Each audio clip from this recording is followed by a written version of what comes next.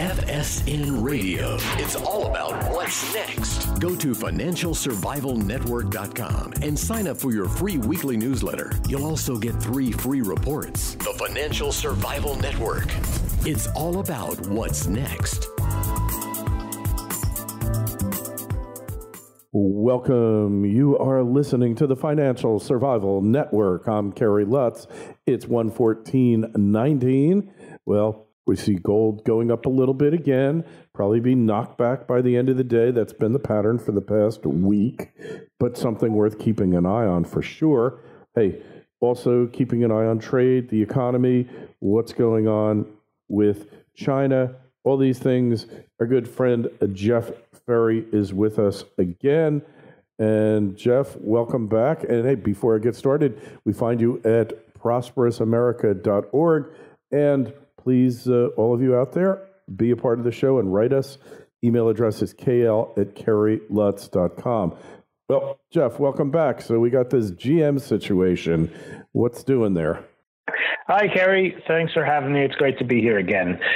Yeah, GM announced before the new year that it's going to lay off up to 14,000 people, primarily in the U.S. and some of them in Canada, as it cuts back on its production of cars in order to emphasize SUVs and trucks, and also as it shifts production increasingly to Mexico. So that's not good news for folks in those towns that produce GM cars, and it's an interesting spotlight on what's happening in our car industry. Mm-hmm. Yeah, well, this is a trend that's been underway for 45, 50 years, isn't it? Yes, that's true. I mean, our car industry has struggled with imports since the 1970s. I mean, there's a number of trends going on here. I think that the most glaring fact about GM's latest decision is that Mexico is just an enormously attractive place for a car company that's trying to deliver financial results to Wall Street through production, because their car workers earn something like 70 to 90% less than American car workers. And GM's got a couple of big facilities down there south of the border, so production is moving there, and that's not a good thing for Americans. And I think the new USMCA agreement that President Trump's team negotiated is going to improve things for the car industry, so I'd like to see that passed. But this remains a problem, offshoring. On the other hand, Toyota and some of the other car companies are building facilities in the United States, so it's not a completely black picture. There's expansion going on. BMW is talking about expansion here in this country. So is Volkswagen. So it's an interesting situation. Yeah. So what are we looking at here for the future of the auto industry in the U.S.? I mean, is this just continued downslide here, or is there some hope, or what's going on here? Well, like most economists, I guess I try, I give you a two-handed answer, on the one hand and on the other hand. But I think the GM and Ford are both cutting back in the U.S. They're both, progressively getting out of the sedan business and emphasizing SUVs and trucks more and more. On the other hand, the import brands like Toyota and BMW and Honda are increasing production here in the United States, admittedly in the South at lower wage levels and with higher productivity, so fewer people needed. So overall, I don't think in terms of people, our car industry is going to grow. I think it's probably going to shrink somewhat. Mm-hmm. But, I do think that, the new attitude we've got from this government to support U.S. manufacturing is helping. Manufacturing production has risen strongly in the last 12 months. We've added 284,000 manufacturing workers in 2018. That's more than we've added in 20 years. You have to go back to the 1990s to find a year where we added that many manufacturing workers. And that's not in the car industry, which has been pretty flat. It's more in industries like machinery, what else? Forgings, castings, things that feed into the car industry, but industries that frankly were flat on their back 5 years ago and today are coming back pretty strongly. And many of them are in the Rust Belt, and that's a great thing to see. Mm-hmm. So things aren't as bad as they seem. What's going to be with the local content rules? We never really talked about the U.S., Mexico, Canada agreement. How does that help the U.S., that agreement? Yeah, that does definitely help the U.S. because it's a pretty complicated set of rules, but basically many of the local USMCA content, three country content, in other words, U.S., Mexico, and Canada, go up from the 62% mark to the 75% mark. So that's going to make it harder to use components and accessories and materials that come out of Asia. So that should help both the U.S. and the Mexico. And of course, the other most interesting rule here is the $16 rule, which says that 40% of the production in a vehicle has to come from companies paying their workers $16 an hour or better. Now, the reason why that number was chosen is if you look at the U.S., we're paying people, in the $20 an hour up to $30 an hour. You look at Mexico, they're paying people $3 to $5 an hour, actually closer to $3, and some people are earning under $3 an hour in Mexico. So this rule is definitely going to help the U.S. The problem with it is the car companies already meet that target in general. So it's not going to have an immediate impact, but it is over time going to have an impact. And I think it's an important precedent to say, hey, look, if we do have to globalize and offshore and outsource production, we want to do it to countries that understand that the goal of this is to pay more money to workers and get them up so we don't have a race to the bottom. Now, I believe the labor unions are not happy with the current state of the USMCA, and I would not be surprised to see them pressing to make that rule stronger or at least to make it more enforceable. You might see an idea like American inspectors should be allowed into Mexican car plants to look at what wages are actually being paid. I have no idea whether the Mexican government will agree to such a thing, but you can see why that's attractive to anybody who's in the United States, because frankly, we don't have a great deal of confidence that the Mexican car companies and the local Mexican officials really have the Mexican workers' best interests at heart when it comes to investigating and reporting. Mm-hmm. So trust but verify, huh? Yes, I think, you only have to be a casual reader of the newspaper to see that Mexico's had an enormous number of problems with corrupt officials and violence and God knows what.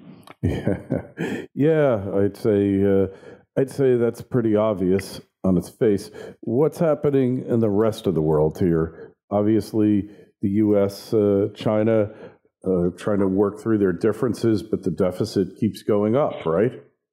Right. So this morning, the Chinese government announced its version of its bilateral deficit with the United States, which I think was in the $320 billion range. I believe that when we announce our version of that number, because they, let's be polite and just say they calculate it differently. I'm not saying they cook the books, but they may. But I guess we focus more on our own figures, and our own figures are going to be higher. We're going to see around a $415 billion deficit in 2018 with China, which is up some 12% from the previous year.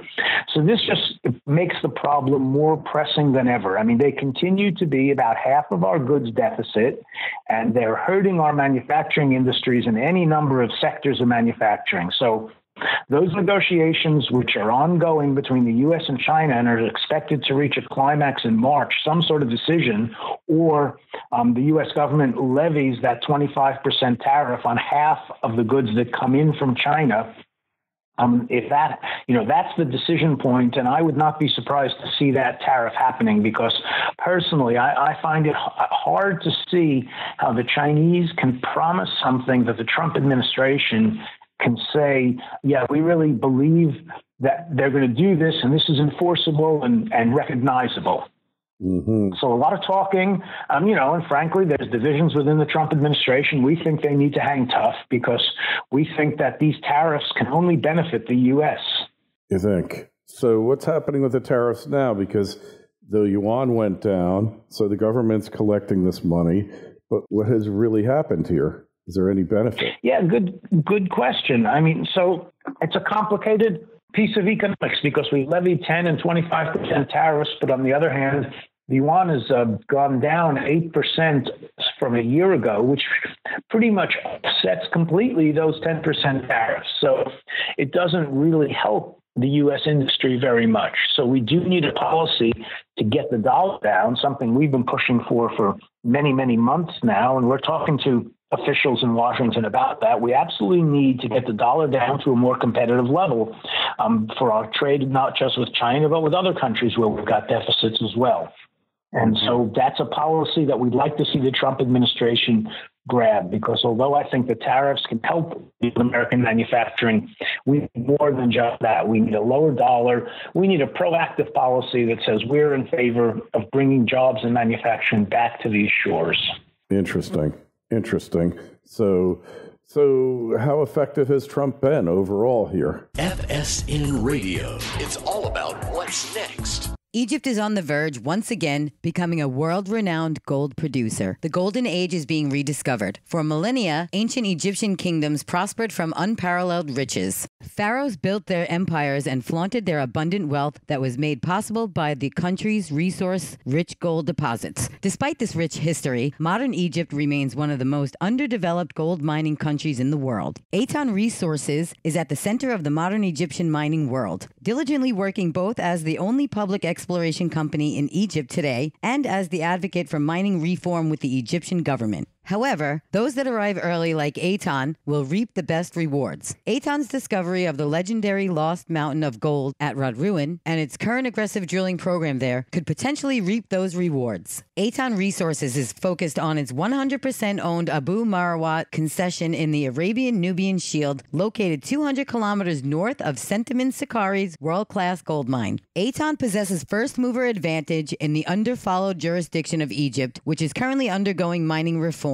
To stay on top of Aton's latest drill results and news, go to atonresources.com. Aton trades on the TSX-V under the ticker AAN and on the OTC under the ticker ANLBF. The Financial Survival Network. It's all about what's next. Well, just mention of his name is I find people get really emotional. And as an economist, I try and just look at the facts. In 2018, we saw over 3% economic growth. The official figure isn't quite out yet, but, we saw very impressive economic growth. We saw like I said, very impressive employment gains in manufacturing and other industries. We've still got relatively low interest rates. So I think the economy did great last year, and you've got to give him credit for that. You've got to say that the mixture of policies he's led the way on, tariffs, deregulation, and tax cuts that put more money in people and businesses' pockets so they can spend money on U.S. goods and services, that policy has worked.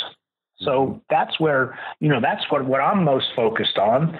And I think that's pretty clear. And, frankly, what I'm looking for from the Democrats, instead of, all this name calling and, arguing over whose fault it is that we've got to shut down government, which is a disgrace. The government is shut down. But, they need to come up with alternative policies that sound interesting. And, there are some Democrats we talk to who also recognize the problem of trade. So, I try to be, we're a bipartisan organization. I try to be, like I say, an even-handed guy. Mm-hmm. Not always the easiest thing to do, though, is it? No, there's a lot of emotions here in Washington and a lot of things that go on that are just crazy, frankly. Oh, that's for sure. We know that. We know it only too well. So what do you see coming for 2019? If you had to look in your crystal ball, assuming you had one, where are we heading here? Yeah, great question. So I think the Fed is going to cut back on the number of interest rate increases we'll see. I think that will keep economic growth above 2%.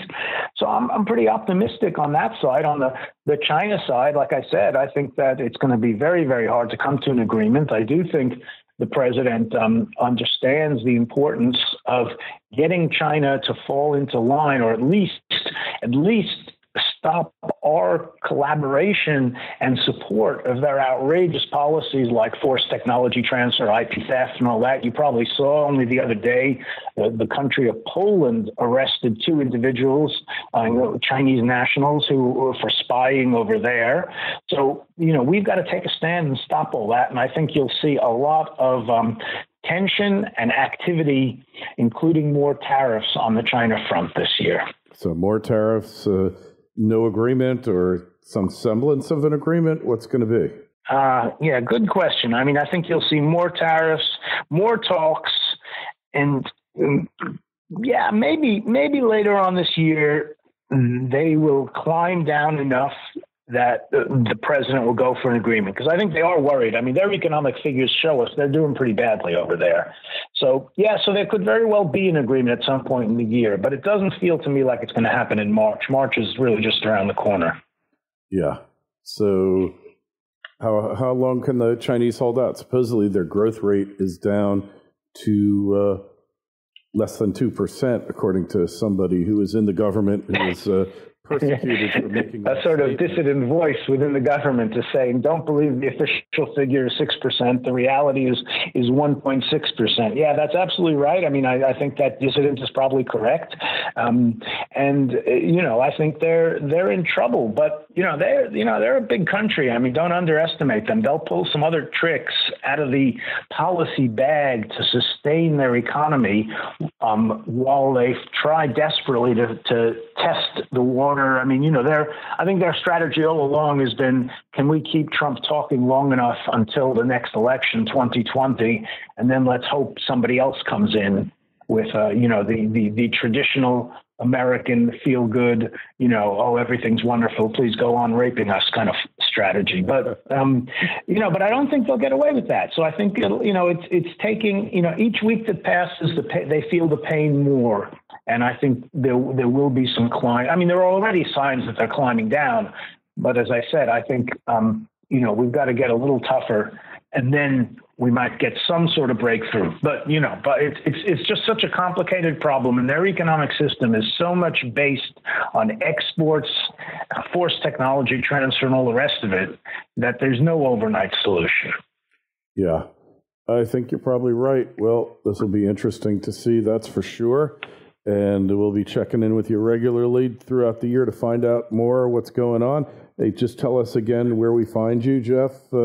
Sure. We are at prosperousamerica.org, and we're a bipartisan organization of manufacturers, labor unions, and agricultural groups focused on fixing U.S. trade in order to rebuild manufacturing, the family farm business, and the average man and woman's incomes. So check us out and read my articles and read about our organization and join us, prosperousamerica.org.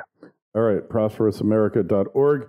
You'll see the link in the show notes. Hey, if you're listening on YouTube or on the podcast, the regular podcast, please like, share, and subscribe. Share it with a friend. Get the word out about the show. It really helps us a lot when you do that. We really appreciate it. And any questions, comments, email us kl@kerrylutz.com. Jeff, thanks so much for coming on. Always a pleasure. Sure, Kerry. Same here. Thanks a lot. See you soon.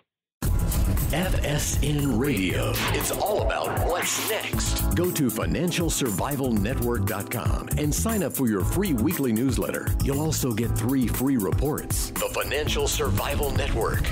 It's all about what's next.